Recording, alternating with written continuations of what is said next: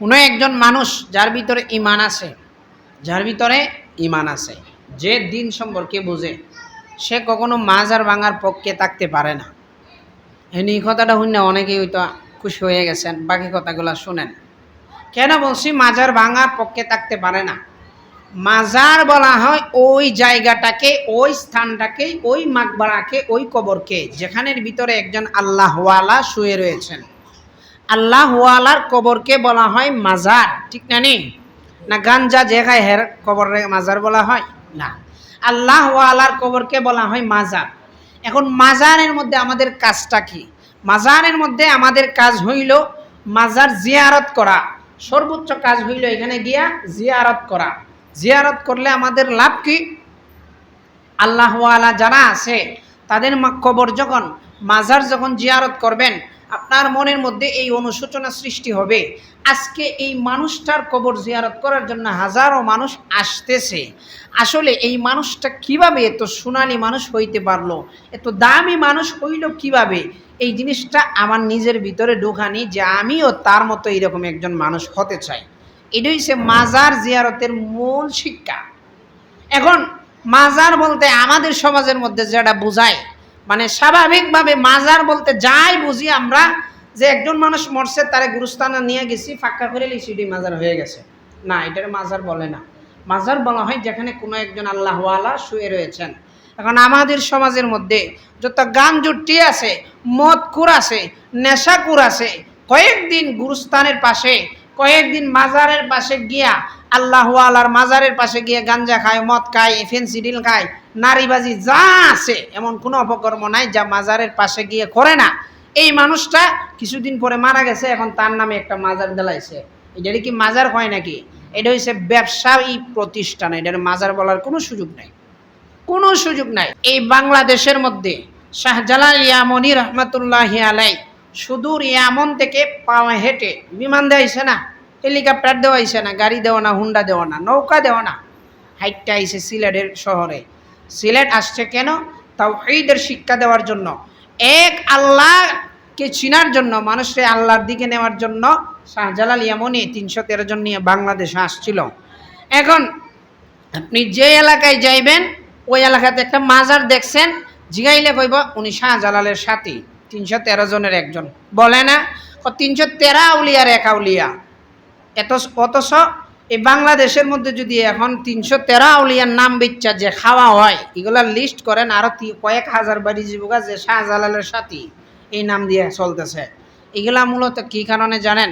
এগুলা হইছে একদল মানুষ আছে, ওই রকম কোনো খাস কামও পারে না, ওই রকম কোনো কাজ কাম করছে না সারা জীবন, এ কোনো পড়ালেখাও করছে না, আর করলেও মানে ওই রকম লেভেলের কোনো হাতে গোনা মানুষও না। আর যদি হয়েও থাকে, এটা ধান্দাবাজির নিয়তে মাজারের পাশে সারাদিন ফুইরা থাকে, ওই যে মাজারের মধ্যে দান সৎকা করে এইখান থেকে নিয়ে খায়, ফেট ফালে। আপনি আমারে বলেন, শাহজালাল ইয়ামনি রহমতুল্লাহি আলাইহি সিলেটের জমিনে আসছিলেন শিরিক মুক্ত ইবাদত মানুষদেরকে শিক্ষা দেওয়ার জন্য। গৌর গোবিন্দের মাধ্যমে যখন মানুষ শিরিকের দিকে গেছিল, তখন সেই গৌর গোবিন্দের বিরুদ্ধে শাহজালাল ইয়ামনি হুঙ্কার দিছিলেন, আল্লাহর দিকে ডাকছিলেন। এই জিনিসগুলোর কারণে শাহজালাল ইয়ামনি আসছেন। আজকে দুঃখজনক হলো বাস্তব সত্য, বাংলাদেশের মধ্যে যত মাজার আছে, গুটি কয়েকটা ছাড়া বাকি সবগুলোর মধ্যে শিরিকে ভরপুর। কোনো আল্লাহওয়ালা এটা বইলা যায় নাই যে আমি মারা যাওয়ার পরে আমার গুরুস্থানের পাশে ডুল তবলা বাজাইয়া গান গাইবাই আর কইবাই আমার মরণকালে ডুলবাসী বাজাইয়া তরিকার বাইও। এগুলা কোনো আল্লাহওয়ালা বলে নাই। এই সমস্ত কাজ যারা করে তারা নিঃসন্দেহে বন্ড। এখন আল্লাহওয়ালা যারা আছেন তাদেরকে অবশ্যই সম্মান করবেন। মাজার ভাঙ্গার বিষয়ে যে জিনিসটা বলতেছিলাম, কোনো মানুষ মাজার ভাঙ্গার পক্ষে না, কিন্তু যারা আল্লাহওয়ালাদের নাম বিক্রি কইরা সমাজের কাছে মাজারের মান কমাইতেছে, একটা গাঞ্জটি সারা জীবন অপকর্ম করছে, নামাজ কি জিনিস বুঝে না, চুলের জট রাখতে রাখতে একদম অবস্থা খারাপ, সেও নিজের 2 দিন পরে দাবি করবো ফিসাব, তার আবার মুরিদও পাওয়া যায়, হয় না এরকম? আপনি দেখেন, রাসূলের চেয়ে শ্রেষ্ঠ কোনো ওলি কি দুনিয়াতে ছিল? একজন নবীর কাছে সারা পৃথিবীর ওলিরা মিলেও একজন নবীর সম্মানের সমান হতে পারবে না। আর সব নবীদের সম্মানের চেয়ে আমার প্রিয় হাবিবের সম্মান ছিল বেশি। সেই হাবিবের চরিত্র কি জানেন? রাসূল সাল্লাল্লাহু আলাইহি ওয়াসাল্লাম সব সময় নিজের চুলগুলারে আশ্রয় রাখত। জট বানাইয়া কোনোদিন রাখছে না। রাসূলের শিক্ষা হইল চুলগুলার সবসময় আশ্রয়ে রাখতো। রাসূলের চুল আশ্রানোর জন্য আলাদা চিরুনিই ছিল। রাসূলের চুল আশ্রয়া তেল এই পরিমাণ মাখতেন মাথার মধ্যে যে রাসূলের শরীর দিয়ে তেল বায়া যাইত। শামাইলে তিরমিজির মধ্যে এগুলো লেখা আছে, দাওরায়ে হাদিসের কিতাব। রাসূল এই পরিমাণ তেল ব্যবহার করতেন যে চুল থেকে মাথার এইদিকে টপটপায়া তেল পড়তো। এই কারণে রাসূল টুপির উপরে পাগড়ির নিচে একটা কাপড় দিতেন যাতে এইগুলো তেলগুলা পাগড়িতে না লাগে। চুলগুলা সবসময় রাসূল পরিপাটি করে সাজ্জা সুজ্জা আটতো। আর আমরা এখন যত জট গাঞ্জটি এইভাবে মুছ রাখিয়া এইখানে নিয়া ফেসাইয়া মানে যত ভাব ধরতে পারি। এখন যদি দেখি কোনো মানুষ চুল রেজট করতে করতে 20 বছর 5 বছর 10 বছর পর্যন্ত গোসলে করে না, হেরে মনে করি আমরা বিশাল বড় ফির। অথচ ইসলামের দৃষ্টিভঙ্গিতে সবচাইতে বন্ড, নামাজ পড়ে না, হে আবার সবচাইতে বড় ফির। কি কিছু পীর আছে সমাজের মধ্যে, জিগাইয়া কয় নামাজ লাগে না। আমি গত কয়েকদিন আগেও দেখছি, সুরেশ্বরী পীর সাহেবের নাম শুনছেন তো? সুরেশ্বরের পীর সাহেবের নাম অনেকগুলো আছে, আলোচনার সময় নাই, এগুলা 2-3 ঘন্টার সময়। তবে একজনের নাম বলছি, ওইটার দিয়ে বইলা ফেলাই। সুরেশ্বরের পীর ছিল যত সম্ভব যতটুকু জানি, বিগত কয়েক বছর আগে হয়তো মারা গেছে, 2-1 বছর হইতে পারে। বাবা জাহাঙ্গীর নামে পরিচিত। আশা করি যারা সোশ্যাল মিডিয়ায় অ্যাক্টিভ আছেন একটু খুঁজে দেখেন বাবা জাহাঙ্গীর। হাফ প্যান্ট পরিধান করতে বেচারা, হেকি ফির হইতে পারে? নামাজ পড়ছে না, অবাধ মেলামেশা নারীদের সাথে, ডুল বাজনা গান তবলা সব বাজাইতেছে, কোরআন হাদিসের সরাসরি অপব্যাখ্যা করতেছে। হ্যাঁ আবার পীর হয় কেমনে? হ্যাঁ বেচারার ছেলে, আরেক এটার নাম কি নাহিদ না কি নাম, বর্তমানে গদিনী শিল্পীর, হ্যাঁ এক বেচারিরে বিয়া করছে। আপনি বলেন কোনো পিসাবের বউ কি ফেসবুক আয়া লাইভ দিতে পারে? কোনো হুজুরের বউ কি নিজের চেহারা মানুষের দেখাইতে পারে? না। পিসাবের পুত্রবধূ সেই বেচারে আয়ান রীতিমতো কি রান্না করতেছে, কোনানা যাইতেছে, কি খাইতেছে, কোন জায়গায় গাড়িতে যাইতেছে, সবগুলা দেখাইতেছে। তার চেয়ে আশ্চর্যজনক যে জিনিসটা, এটা হইল ওই পিসাবের বউয়ের হাতের মধ্যে হিন্দুদের যে একটা, এগুলার কি বলে, ছুরি বলে না, ছুরির মধ্যে একটা সাদা ছুরি আছে না, হিন্দুরা পরিধান করে, শাখা। এই শাখা পরিহিত পুত্রবধূ কার?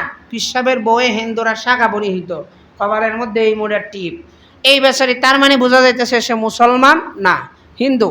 যদি সে হিন্দু নাও হয়ে থাকে, একজন পিসাবের বউ কিভাবে এইভাবে সোশ্যাল মিডিয়ায় আসতে পারে? আবার হাফ প্যান্ট ফিন্দা আড়ে ওই পীরে বলে আমি নমাজ রোজা কেমনে করবো, আমার তো সময় এই কুলায় না, আমার নমাজ রোজা আবার কিতা। যে বেচারা এই কথা কইতে পারে সে কি কোনোদিন পীর হইতে পারে?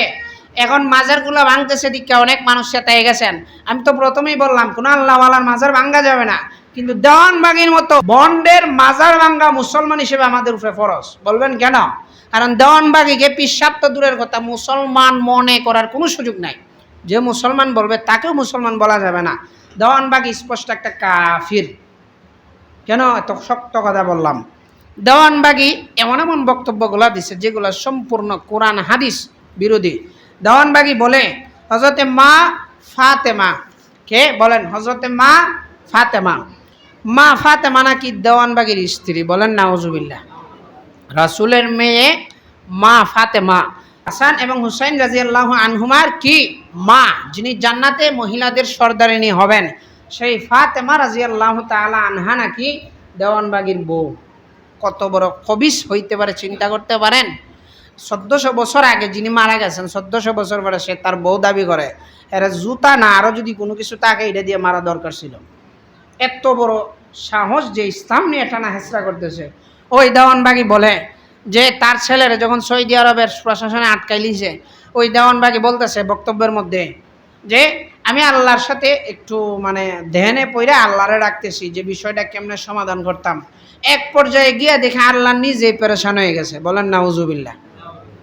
চিন্তা করতে পারেন কি কথাগুলো বলতেছে, যে আল্লাহ নাকি তার ছেলেরে নিয়ে যে একটা সমাধান দিব, এই জিনিসটার জন্য আল্লাহ নিজেও সে কি হয়ে গেছে, পেরেশান হয়ে গেছে। বুঝেন হ্যাঁ কত বড় নাফরমান। এর মধ্যে আবার দেওয়ানবাগি বলতেছে স্বপ্নে দেখছে রাসূল নাকি ময়লার ডাস্টবিনের মধ্যে পড়ে রয়েছে। নাউজুবিল্লাহ। কতলা কইমু কতগুলা বলবো আপনাদেরকে। তবে এতটুকু বুঝেন, দেওয়ানবাগির যেখানে আসর বসাইছিল এইগুলো একটা ভাঙ্গা হয়েছে, এটা অবশ্যই খুশির সংবাদ। এইগুলার পক্ষেও একদল টুপি পরা জুব্বা পরা কিছু মানুষ থাকবো। হাদিসের মধ্যে আছে আল্লাহ পাক কিয়ামতের দিন জাহান্নাম উদ্বোধন করাইব আলেমরে দিয়ে। এর মানে আপনারা মাপ যাইবেন কেমন না, যাদেরকে উদ্বোধন করাইব এক প্রকার আলেমও থাকবে। তারা কারা? যারা ভুলকে ভুল বলতে পারে নাই, যারা সঠিককে সঠিক বলতে পারে নাই, মানুষের চক্ষু দিয়ে কথা বলছে, চোখ রাঙানোর কারণে ভয়ে কথা বলছে, সঠিক কথা সমাজের কাছে প্রচার করে নাই, মানুষের কাছে দ্বীনের সঠিক মেসেজ পৌঁছায় নাই। এই সমস্ত নালায়েকগুলার মাধ্যমে আল্লাহ পাক জাহান্নাম উদ্বোধন করাইবেন। যেই মানুষ আমার রাসূলের স্ত্রীর সম্মান নিয়ে টানা হেসরা করে, যে কিনা আমার রাসূলরে নিয়ে টানা হেসরা করে, সেই মানুষের আড্ডাখানা ভাঙ্গা হইছে। এই কারণে এখন তাদের আবেগ উতলাইয়া উঠছে যে কেন এই কাজটা করলো। হ্যাঁ, আমরা এতটুকু বলতে পারি যে এটা এইভাবে না ভাঙ্গা সর্বোচ্চ আইনের মাধ্যমে যাওয়া যাইত। এখন এটা ভাঙ্গার কারণে যে সে ইসলাম বিদ্বেষী হয়ে গেছে, সে অমুক হয়ে গেছে, জঙ্গি হয়ে গেছে, অপবাদ দিতেছেন। মনে রাখবেন এই সমস্ত মৌলবীগুলো হাসরের ময়দানে কিন্তু দাঁড়াইতে হবে না। এই জন্য এতটুক আলোচনা দ্বারা আমি যেই জিনিসটা বুঝাইতেছি, রাসূলের সিরাতের অনেক দিক আছে। এর মধ্যে একটা দিক হইল রাসূল কোনোদিন আল্লাহ ছাড়া কোনো মানুষের পূজা করতে বলে নাই। রাসূল কোনোদিন আল্লাহ ছাড়া কোনো উপাস্যের উপাসনা করতে বলে নাই। রাসূল, আপনি চিন্তা করেন, রাসূল সারাটা জীবন দাঁত মুবারক শহীদ করছেন, মাথা মুবারক দিয়ে রক্ত পড়ছে, কাফেরদের হাতে নির্যাতিত হয়েছে। কেন? দ্বীনের সঠিক মেসেজটা দেওয়ার জন্য। সেই রাসূল কি বুঝে নাই নামাজ পড়ন লাগবো কিনা? এত কষ্ট করে আরবের ভূমিতে যারা কাজ করছে, যারা বিদেশ গেছে, তারা বুঝে। পাথরের মধ্যে যখন সেজদা দেয় বুঝে যে কি কষ্ট। এত কষ্টের মধ্যে রাসূল নামাজ পড়ছেন, সাহাবায়ে কেরাম নামাজ পড়ছেন, তারা কোনোদিন বলে নাই যে নামাজ না পড়লে কুস্তা হইতো না। আর তুমি সলিমুদ্দিনের ঘরে খলিমুদ্দিন 1400 বছর পর আয়া কইতেছ আরে নামাজ লাগতো না, এটা কোনো কথা হইল?